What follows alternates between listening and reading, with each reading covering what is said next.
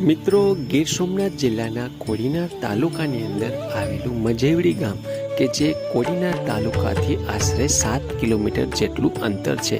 આ મંદિર પર જવા માટે મિત્રો તમારે કોડીનારથી ઉના હાઈવે તરફ 7 કિલોમીટર આગળ જતાં તમારી જમણી બાજુએ મજેવડી હનુમાનજી કરી અને બોર્ડ મારેલું હશે. મિત્રો, અહીંયા પર હનુમાનજીનું આધ્યાત્મિક મંદિર છે અને ખૂબ જ પવિત્ર મંદિર છે. સાથે સાથે મિત્રો અહીંયા પર યોગેશ્વર ભગવાનનું પણ મંદિર આવેલું છે.